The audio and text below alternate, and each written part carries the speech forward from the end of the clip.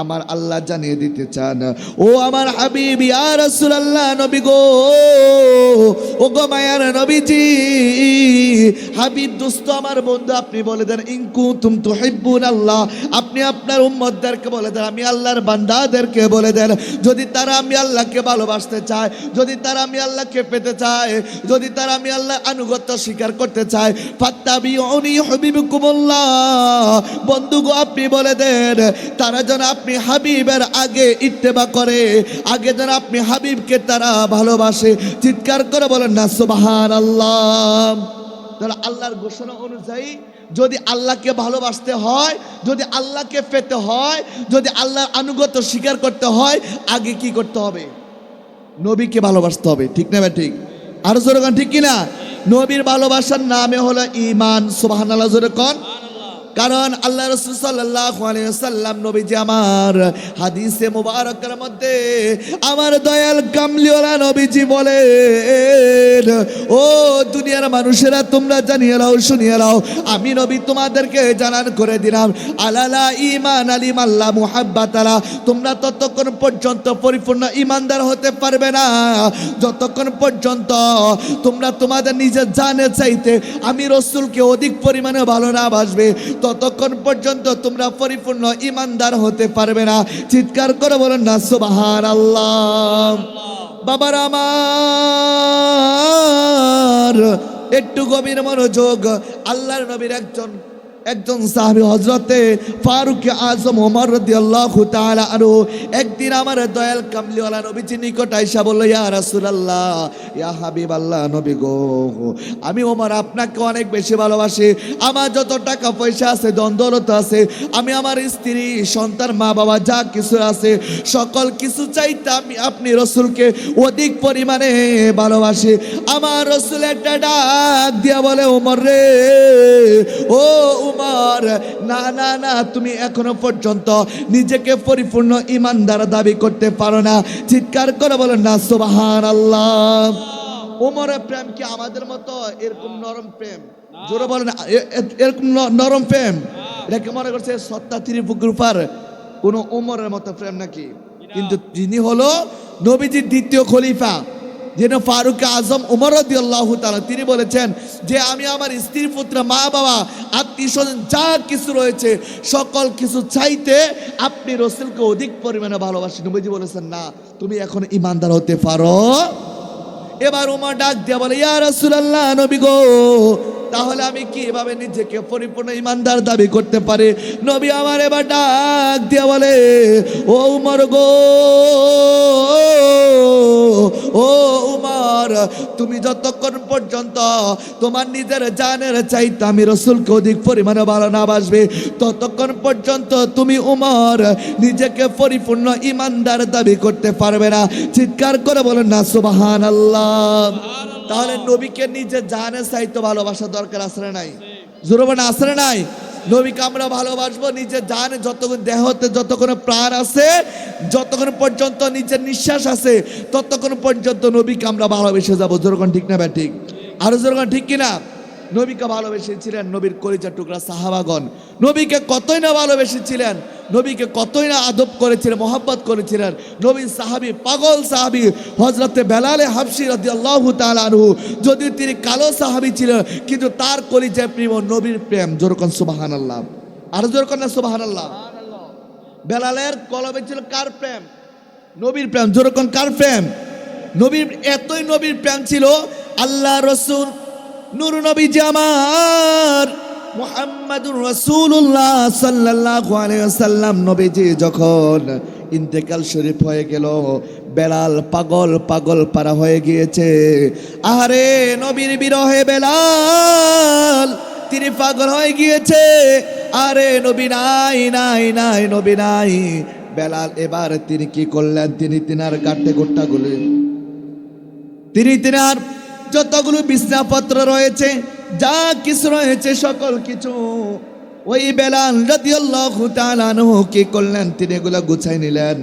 এবার গুছাই নেওয়ার পরে তিনি সিদ্দিক আকবর হযরত আবু বকর রাদিয়াল্লাহু তাআলা আনহুকে ডেকে বলে, আবু বকর, ও আবু বকর, দাও দাও দাও, তুমি আমাকে বিদায় দাও, আমি আর এই মদিনায় থাকবো না। আবু বকর একটা ডাক দিয়ে বলে, আবু বকর একটা ডাক দিয়ে বলে, বেলাল রে, ও বেলাল, তোমার কি হয়েছে? তুমি কেন মদিনা শহরে থাকবে না?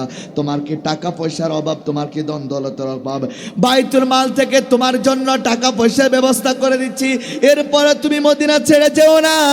তুমি যখন এই মদিনা মসজিদে নববীতে মধুর সুরে আজান দাও, আমার আল্লাহ রব্বুল আলামিন তোমার আজানে আমার আল্লাহ নিজেই প্রেমে পড়ে যায়। চিৎকার করে বলুন না সুবহানাল্লাহ। নবীজির সাহাবী বেলাল, যদি তিনি কালো ছিলেন, তার কণ্ঠের মধ্যে ছিল একটা মধুমাকে এমন প্রেম, যে এই প্রেমে পাগল হয়ে গিয়েছে নবীর সাহাবাগণ। চিৎকার করবেন না সুবহানাল্লাহ, আর জোর করেন না সুবহানাল্লাহ। এবার বেলাল চিৎকার দিয়ে ডাক দিয়ে বলে, ও আবু বকর, আবু বকর রে, না না না, আমার টাকা পয়সার অভাব নাই, আমার কোনো কিছু প্রয়োজন নাই। যেই নবীকে দেখলে আমি বেলালের ক্ষুধা মিটে যেত, যেই নবীজির নূরানি চেহারা মুবারক দেখলে আমি বেলালের আর কোনো কিছুই অনুভব করতো না, কোনো কিছুই যেন আমি বেলালের কোনো কিছু আর প্রয়োজন হতো না। আজকে নবী নাই নাই নাই, নবী তো এই পৃথিবী থেকে পর্দা নিয়ে চলে গিয়েছেন, আমি আর এই মদিনায় থাকবো না, এই বলে বেলাল রাদিয়াল্লাহু তাআলা আনহু নবীর বিরহে কাঁদতে কাঁদতে কাঁদতে কাঁদতে তিনি ওই সিরিয়ার দামেস্ক শহরে চলে গেছেন। কিছুদিন পর কয়েকদিন তিনি সেখানে দামেস্কে থেকেছেন। নবীর বিরহে তিনি কষ্ট সহ্য করতে না পারে মুসলিম মদিনা থেকে তিনি চলে গিয়েছেন দামেস্কে। হঠাৎ একদিন রাত্রে আমার দয়াল কামলিওয়ালা নবীজি হযরত বেলালকে স্বপ্নে যোগে দেখা দিয়ে দিলেন। আল্লাহু আকবার, আর জোরে আল্লাহু আকবার। নবীজি আমার এবার ডাক দিয়ে বলে, বেলাল রে, ও বেলাল, আজকে অনেক দিন হয়ে গেল তোমার কণ্ঠে আমি নবী আজান শুনি না। বেলাল রে, তুমি কি আমাকে ছেড়ে দিয়ে চলে এসেছো সেই দামেস্ক শহরে? ও বেলাল, তোমার কণ্ঠ, তোমার মধুমাখা কণ্ঠের আওয়াজ আমি শুনতে চাই। যাও রে বেলাল, যাও, তুমি আবার মদিনা ফিরে যাও, আর তুমি ফজরা আজান দিয়ে আমি বেলালকে, আমি রসুলকে তুমি তোমার মধুমাখা কণ্ঠে আজানের আওয়াজ শুনিয়ে দাও। চিৎকার করে বল না সুবহানাল্লাহ। নবীজি বেলাল রাদিয়াল্লাহু তাআলা আনহুর স্বপ্নে যোগে দেখা দিয়েছেন। দেখেন, যে তত বেশি নবীকে ভালোবাসবেন, নবীজি আমার আপনাকে তত বেশি কাছে টেনে নিবে, নবীজি তত বেশি আমাকে আপনাকে দিদার দিয়ে দিবে। সুবহানাল্লাহ জোরে বলেন, আর জোরে করেন না সুবহানাল্লাহ। বেলালের মতো প্রেম আমাদের দরকার আসলে নাই? জোরে বলেন আসলে নাই? যদি বেলালের মতো প্রেম আমাদের প্রয়োজন হয়, তাহলে আমি বলবো মাশাআল্লাহ, এখানে অনেক লোকজন আসেন আমরা নবীর একটু প্রেমের কথা শুনি। আপনারা যারা এসেছেন, আমি জানি একটু পর তাবারুক দিব, তাবারুকের লাইগা অনেকে আসছে, ঠিক না ভাই? ঠিক আলোচনা ঠিক কিনা? মাশাআল্লাহ, যদি তাবারুকুল্লাহ এসেছে, আল্লাহ পাক যেন সবাইকে মাহফিলে উসিলা যেন কবুল করে, সবাই বলেন আমিন। বাজান, এবার বেলাল রাদিয়াল্লাহু তাআলা আনহু তিনি যখন ঘুমটা ভেঙে গেল, তিনি আর একটা মুহূর্তের দেরি করলেন না। সেই বেলাল মসজিদে নববীর উদ্দেশ্যে বেরিয়ে গেলেন। বেলাল রাদিয়াল্লাহু তাআলা আনহু সেই সিরিয়া দামেস্কের শহর থেকে তিনি আবার যখন মদিনার মসজিদের নববীর দিকে আসতে লাগলেন, আস্তে আস্তে রাত্রে এমন গভীর রজনী হাদিসে কিতাবের মধ্যে পাওয়া যায়, এখন সময় প্রায় 4টার কাছাকাছি তাহাজ্জুদের সময়। ওই বেলাল তিনি যখন দামেস্ক শহর থেকে মদিনায় আসলেন, আসার পরে এই তাহাজ্জুদের সময় আমার নবীর গম্বুজ মুবারকের, আমার নবীর রওজা মুবারকের পাশে হেলান দিয়ে দিয়ে বেলাল রাদিয়াল্লাহু তাআলা আনহু নবীর বিরহে কান্না করতে লাগলো। আর জোরে কন্না সুবহানাল্লাহ। বেলাল ওই যে দামেস্ক শহর থেকে আসছেন, আস্তে আস্তে সময় ঠিক এ সময়, এখন আমরা যে একটা সময় বসে আছি, এ সময় বেলাল আসলো। আসার পরে তিনি নবীজির রওজা মুবারকের পাশে তিনি কাঁদতে লাগলেন। নবীজির রওজা মুবারকে হেলান দিয়ে তিনি প্রেমের বিরহে নবীকে অনুভব করতে করতে তিনি নবীর মহব্বতে কান্না করতে শুরু করলেন। সুবহানাল্লাহ জোরে বলেন। কিছুক্ষণ পর ওই মসজিদে নববীর নতুন মুয়াজ্জিন আসবে আজান দেওয়ার জন্য। এবার মুয়াজ্জিন এসে যখন দেখলেন নবীর পাগল সাহাবী বেলাল রাদিয়াল্লাহু তাআলা আনহু তিনি কান্না করতে লাগলেন, অজরে অজরে কান্না করলেন। ওই মসজিদে নববীর যেই নতুন মুয়াজ্জিন, সে এবার সকল মানুষদেরকে ডেকে বলল, ওরে মদিনাবাসীরা, দেখো দেখো দেখো বেলাল চলে এসেছে, দেখো দেখো বেলাল চলে এসেছে। ওই মদিনার সকল মানুষগুলো তখন এখানে বীর জমিয়ে গেল। বেলালকে দেখে সবাই পাগল পারা হয়ে গেল। বেলাল, ও বেলাল, তুমি তো এসে পড়েছো, আজকে তুমি আজান দাও। তোমার মধু মাখা কণ্ঠের আওয়াজ আমরা মদিনাবাসীরা শুনতে বড় আবেগ আপ্লুত। চিৎকার করে বলুন না সুবহানাল্লাহ। মদিনা মসজিদে নববীর আশেপাশে যখন মানুষগুলো রয়েছে, যত মা বোনেরা রয়েছে, যত বিদ্যা বাবা রয়েছে, যত ছোট ছোট কিশোর বলেন, যত অরুণ তরুণীরা আছেন, সবাই ঘর থেকে বেরিয়ে পড়লেন। বেলাল যখন আজান দেওয়ার জন্য তিনি যখন চাঁদের উপরে উঠেছিলেন, তৎকালীন সময় মাইক ছিল না। বেলাল যখন আল্লাহু আকবার বলে আজান দেওয়া শুরু করলেন, এমন মধু মাখা কণ্ঠের আওয়াজে সকল বাড়িঘর থেকে মানুষগুলো ছুটে এসেছে। এবার সবাই এসে যখন বেলালের কণ্ঠের আওয়াজ শুনলো, কণ্ঠের আওয়াজ শোনার পরে বেলাল যখন আশহাদু আল্লা ইলাহা ইল্লাল্লাহ বলল, এবার বেলাল যখন আশহাদু আন্না মুহাম্মাদুর রাসূলুল্লাহ সাল্লাল্লাহু আলাইহি ওয়াসাল্লাম বলল, বেলাল রাদিয়াল্লাহু তাআলা নবীর বিরহে এই আজানের মধ্যে বেলাল রাদিয়াল্লাহু তাআলা এমন কান্না করতে করতে করতে করতে তিনি বেলাল সেখানে বেহুশ হইয়া পড়ে গেলেন। চিৎকার করে বলেন না সুবহানাল্লাহ। আর জোরে করে না সুবহানাল্লাহ। দেখছেন বেলালের কেমন প্রেম নবীর প্রতি, যে বেলাল নবী চলে গেছে, নবীকে ভুলতে পারে না, ওই বেলালে তো হয়েছে আমার নবীর পাগল সাহাবী। জোরে কোন ঠিক না ঠিক? আর জোরে কোন ঠিক কিনা? সেই মক্কার কাফেরেরা বেলালকে কত কষ্ট দিয়েছিল, কতই না কষ্ট দিয়েছিল। উত্তপ্ত আগুনের মধ্যে লেলিহান শিখা সেই গরম বালির মধ্যে বেলালকে টেনে হিসে কত না কষ্ট দিয়েছে। আজকে সে বেলাল মতো প্রেম যদি আমাদের থাকে, তাহলে আমরাও নবীর প্রেমিক হয়ে এই দুনিয়া থেকে চলে যেতে চাই কি চাই না? আরো যেরকম চাই কিনা? বেলালের মধ্যে প্রেম থাকতে হবে, তাহলে আপনি সাকসেস। আপনি নবী প্রেম ছাড়া কবরে যাবেন, খুদা কি কসম, সেই কবরে আপনি কখনো শান্তি পাবেন আর পাবেন না। ঠিক কিনা বলেন? কারণ নবীর প্রেম যদি আপনার আমার কলবে থাকে, তাহলে আমরা অবশ্যই জান্নাতে যেতে পারবো। যেরকম ঠিক না ঠিক? আর যেরকম ঠিক কিনা? ওই আমি সাইনা বেহেশত বইফাইনা জাহান্নাম, আমি সাইনা বেহেশত বইফাইনা জাহান্নাম, আমার কপালেতে লিখে দিও দয়াল নবীর নাম, আমার কপালেতে লিখে ওই আমি সাইনা বেহেশত বইফাইনা জাহান্নাম। আমরা কি বেহেশত থেকে ভয় পাই? যেরকম আমরা কি জান্নাত কি চাই? জান্নাত চাই না। কারণ এই জন্য চাই না, জান্নাতের মালিক যিনাকে আমার আল্লাহ করে দিয়েছেন, আল্লাহ তাআলা আমার আপনার নবীকে জান্নাতের মালিক করে দিয়েছেন। আর এই জান্নাতের সৃষ্টিকর্তা আমার আল্লাহ মালিক করে দিয়েছে আমার আপনার নবীকে। সেই নবীকে যদি আমরা পেয়ে যাই, ওই জান্নাত অটোমেটিক আমাদের হয়ে যাবে। চিৎকার করুন সুবহানাল্লাহ। আরো জোর করেন না সুবহানাল্লাহ। এই কারণে আশেক রাসূলের জান্নাত চায় না, আশেক রাসূলের নবীকে চায়। নবীকে যখন আপনি চাইবেন, তখন সেই জান্নাত আপনার জন্য বরাদ্দ হয়ে যাবে। এই জন্য শায়ের বলে, ওই আমি চাইনা বেহেশত বইফাইনা জাহান্নাম, আমি চাইনা বেহেশত নাম, আমার কপালেতে লিখে দিও পাক পাঞ্জাতন, আমার কপালেতে লিখে দিও, ওই আমার কপালেতে লিখে দিও পাক পাঞ্জাতন, আমার কপালেতে লিখে দিও পাক পাঞ্জাতন, মা ফাতেমার নয়ন মনি ইমাম ভাই দুইজন, মা ফাতেমার নয়ন মনি, ওই আমার কপালেতে লিখে দিও পাক পাঞ্জাতন, আমার কপালেতে লিখে দিও অন, মা ফাতেমার নয়ন মনি ইমাম ভাই দুইজন, মা ফাতেমার নয়ন মনি, ওই আমি নবীর কদমে জানাই লাখো সালাম, ওই আমি নবীর কদমে জানাই লাখো সালাম, আমার কপালেতে লিখে দিও, জোরে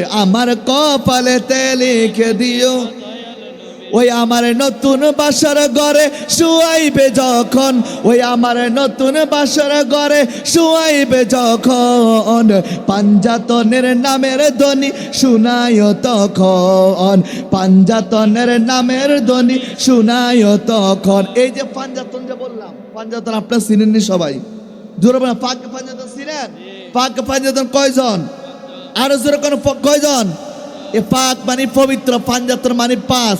এ পাঁচটি দেহে নবীজি পবিত্র দেহে বলেছে।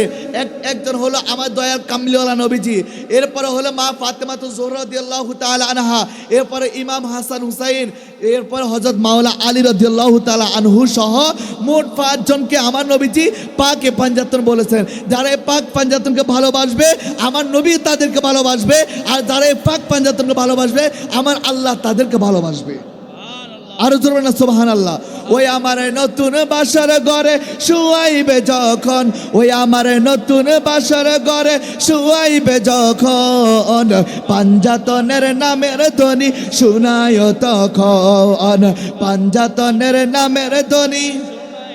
ওই আমি আলীর কদমে জানাই লাখো সালাম, ওই আমি আলীর কদমে জানাই লাখো সালাম, আমার কপালেতে লিখে দিও দয়াল নবীর নাম, আমার কপালেতে লিখে দিও। ওই আমি সাইনা বেহেশত ভয় পাই না জাহান্নাম, আমি সাইনা বেহেশত ভয় পাই না জাহান্নাম, আমার কপালেতে লিখে দিও নাম, আমার কপালেতে লিখে দিও। বাজার আমার গভীর মনোযোগ, তিরা পুকুর পাড়া এলাকার ভাই বাবার গো, কারণ আমার আপনার নবী এমন নবী, এমন দয়াল নবী, মায়ার নবীজি, নিজেই নবীকে আমরা ফেলে আমরা দুনিয়া এবং আখিরাতে বাদশাহ হয়ে যাব। জোরে কন্যা সুবহানাল্লাহ। এটা দূরশে পড়েন আল্লাহুম্মা সাল্লি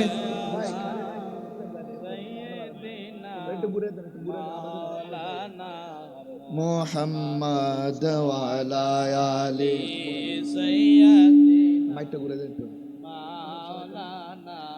মুহাম্মাদ। আল্লাহুম্মা সাল্লি আলা সাইয়্যিদিনা মাওলানা মুহাম্মাদ ওয়া আলা আলি সাইয়্যিদিনা মাওলানা।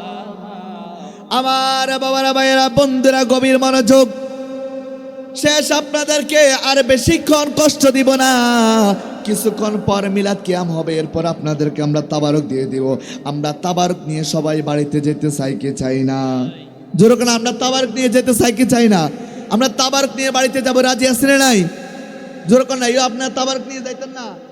তোর জবান দে বন্ধ, সবাই একটু জোরে একটা তাকবীর দেন, নারে তাকবীর। যারা যারা আপনারা নারা কথা একটু আস্তে আস্তে বলবেন, আমি মনে করবো আপনারা যে তাবারক লাগে আসেন, আসছেন শুধু এমনি। একটু জবান খুলে বলতে পারেন আমার সাথে, আসেন একটা তাকবীর দিয়ে শেষ সাত, বেশিক্ষণ কষ্ট দিব না, সবাই একটা তাকবীর দিবেন, নারে তাকবীর। আপনারা যে আওয়াজ দেন এই আওয়াজটা মনে হয় আমাদের এই টমসন বিস্কি এটা প্রতিটা বাজার বিশ্বটা পার হইব না। আমরা সবাই মদিনা যেতে চাই কি চাই না? সবাই বলে মদিনা যেতে চাই কি চাই না? আমাদের এই আওয়াজ যেন মদিনা যেতে চায়, যেরকম ঠিক না? ঠিক, তাহলে জোরে একটা তাকবীর দিবেন যাতে করে মদিনা আমাদের এই কণ্ঠের আওয়াজ পৌঁছে যায়। সবাই বলেন ঠিক না? ঠিক বলে নারে তাকবীর। আচ্ছা, একটা পরীক্ষা হয়ে যাক, এটা হলো হাসানি, এটা হলো হুসাইনি। যদি হুসাইনিরা কম সংখ্যক, হাসানিরা বেশি, আমি দেখবো হাসানিরা আওয়াজ বেশি নাকি হুসাইনিরা আওয়াজ বেশি। একটা পরীক্ষা হয়ে যাক, ঠিক না? ঠিক, পরীক্ষা দিতে কে কে রাজি আছেন হাত তুলে দেখান। এই হুসাইনেরা আমরা চুপ থাকেন, আপনারা কেউ বলবেন না, আগে হাসানিদেরকে বলবো। সবাই জোরে নারে তাকবীর। হয় নাই, আপনি যে আওয়াজ দেন। ইয়ো হাসানিরা, হুসাইনিরা রেডি নি? রেডি নি? দেখা যাবে, ওদেরকে ফিস করা যাবে নি? হ্যাঁ, নারে তাকবীর। আমি কিচ্ছু করতাম না, আমার পাশে 2-3 আলেম আছে, তারাই বিচার করবে। এখানে বেশি সংখ্যক, এখানে কম সংখ্যক, কার আওয়াজটা বেশি? হুজুর আপনারা কম, কিন্তু আপনারা এই মুরব্বীরা যদি থাইকে যদি ফেল করে এলান তো কেমন হইব? কিন্তু মনে রাখবেন আজকের এই যুবকরা, এই তরুণরা তারা আগামী দিনে ভবিষ্যৎ, ঠিক না ঠিক? আরো যখন ঠিক কিনা, আমরা তাদেরকে এই প্রেম শিক্ষা দিয়ে যাব, তারা যেন একদিন এইভাবে আমাদের মতো বড় হয়ে তারা যেন এইভাবে তারা সমাজের নেতৃত্ব দিতে পারে, যখন ঠিক না ঠিক? তাহলে সবাই জুড়ে একটা তাকবীর দিবেন, হাসানে হুসাইনি মিলাইয়া আমরা নবীর পাগল প্রেমিক হয়ে একটা তাকবীর দিতে চাই কি চাই না? আর যখন চাই কিনা, নারায়ে তাকবীর, নারায়ে রিসালাত, নারায়ে গাউসিয়া, আহলে সুন্নাত ওয়াল জামাত, পবিত্র উরুস মুবারক, বাদশা মিয়া ফকিরের উরুস মুবারক, আল্লাহ কবুল করুক। সবাই বলেন আমিন। আরো জোরে করেন আমিন। সাথে দোয়া করলে দোয়া কবুল করেন, ঠিক না ঠিক? আল্লাহ কিন্তু এখন শেষ আসমানে, আল্লাহ কিন্তু আমাদের দিকে এখন তাকিয়ে আছে যে কোন বান্দাটা আমার কাছে চায়, কার কি প্রয়োজন। ও বান্দা, তোর কি প্রয়োজন তুই আমার কাছে চা, এ শেষ সজনিতে আমি তোকে দেওয়ার জন্য প্রস্তুত হয়ে আছি। তোর কি প্রয়োজন, তুই কোন সমস্যার মধ্যে আসস, তুই কোন বিপদে আসস, আমি আল্লাহ তাআলার কাছে গুনগুনাইয়া দুঃখের চোখের পানি ছাড়িয়া আমি আল্লাহ তাআলার কাছে চা, আমি আল্লাহ তোকে সাথে সাথে দান করে দেব। আরো জোর করেন সুবহানাল্লাহ। আমাদের অনেকে বিপদে আছে, অনেকে মুসিবতে আছে, অনেকে চাকরি নাই, অনেকে কর্ম নাই, অনেকে রুজি কামাইতে বরকত নাই। আসুন এই শেষ রজনীতে বাদশা মিয়া ফকিরের উসিলা দিয়ে আল্লাহ তাআলার কাছে ফরিয়াদ করি। অবশ্যই আল্লাহ বাদশা মিয়া ফকিরের উসিলা করে আমাদের সকল হাজতকে আল্লাহ পূরণ করতে পারে কি পারে না? আর জোর করে পারে কি না? পারে, কারণ আমরা আল্লাহ শুকরিয়া আদায় করতে হবে। আমি ছোট্ট একটি ঘটনা 2-5 মিনিটের ভিতরে শেষ করে দিব। দেখেন আমরা শুকরিয়া আদায় করলে কি লাভ, এবং শুকরিয়া আদায় যদি না করি তাহলে আমাদের কি ক্ষতি।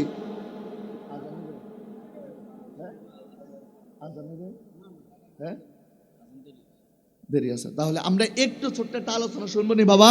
শুকরিয়া আদায় করলে কি লাভ আছে এটা শুনবো নি আমরা। আল্লাহর নবী হযরতে মূসা আলাইহিস সালাতু ওয়াস সালাম আমার আল্লাহ তাআলার কাছে তুর পাহাড়ে গিয়ে আল্লাহ তাআলার সাথে কথা বলেন। ওই মূসা নবী তুর পাহাড়ে আমার আল্লাহ রাব্বুল আলামিনের সাথে কথা বলে। মূসা নবী একদিন আল্লাহ তাআলার সাথে কথা বলার জন্য রওনা দিলেন। পথের মধ্যে একজন ধনী লোক, একজন কোটিপতি ধনী লোক, ওই ব্যক্তির সাথে যখন দেখা হয়ে গেল, ওই ধনী লোক মূসা নবীকে ডেকে বলল, মূসা নবী গো, ও মূসা নবী, আল্লাহ তো আমাকে অনেক ধন সম্পদ দিয়েছে, অনেক অট্টালিকার মালিক করেছে, অনেক টাকা পয়সা দিয়েছে, আমার আর দরকার নাই, আমার আর টাকা দরকার নাই।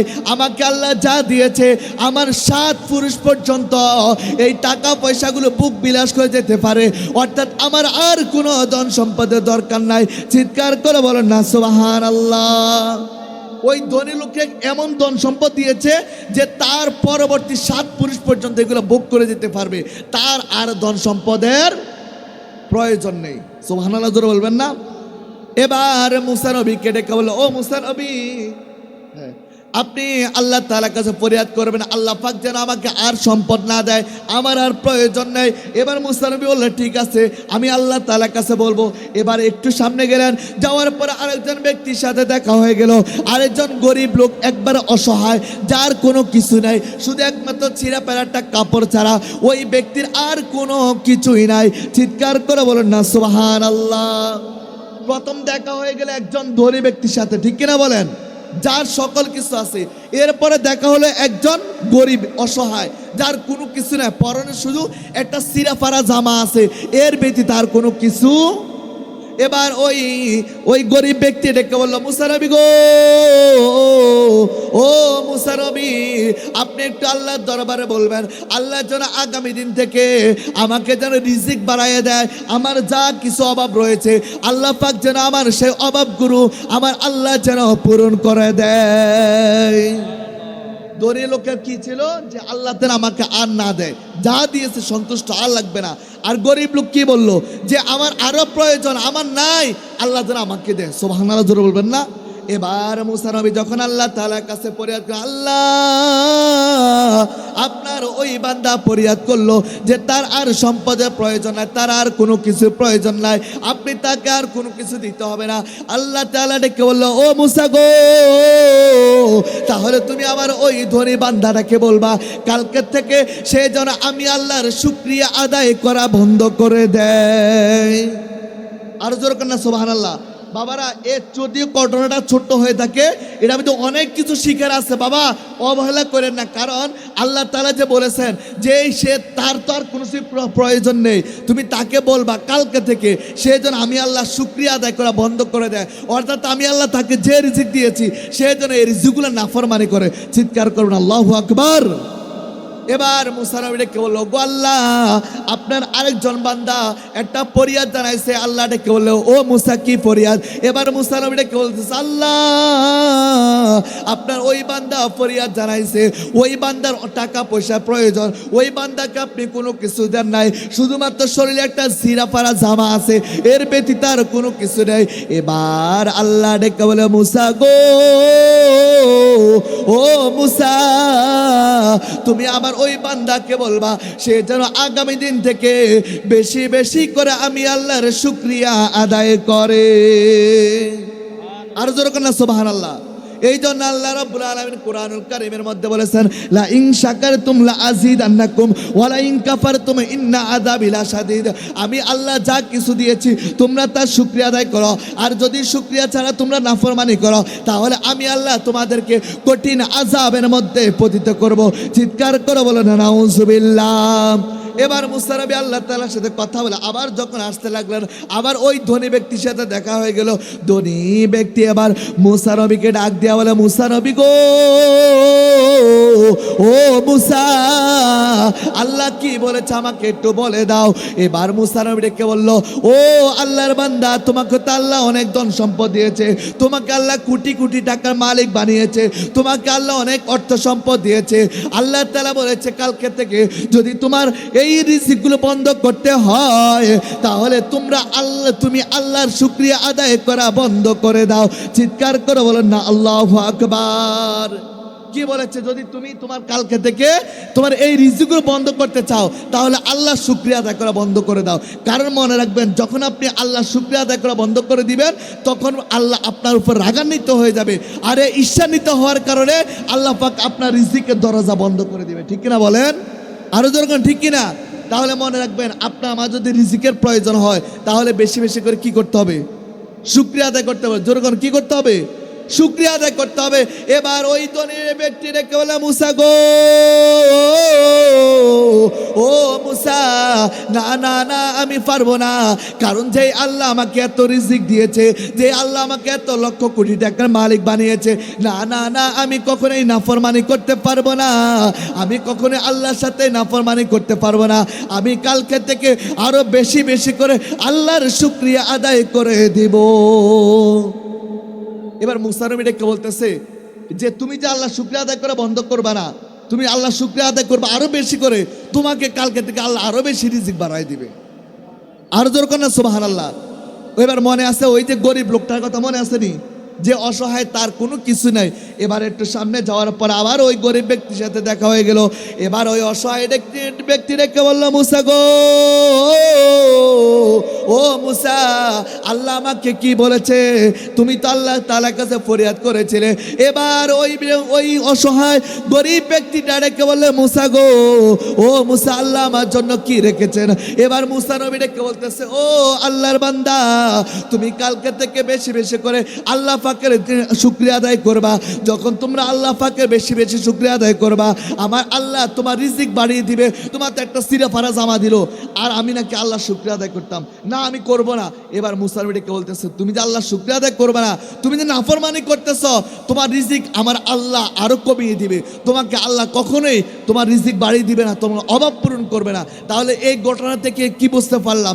যে যত বেশি আল্লাহ শুকরিয়া আদায় করবেন, যত বেশি আল্লাহর ইবাদত করবেন, যত বেশি আল্লাহকে ডাকবেন, তত বেশি আল্লাহ আমার আপনার ইবাদতে আমলে আল্লাহ তত বেশি রুজি কামাইতে আল্লাহ বরকত দান করে দিবে। সবাই বলেন আমিন।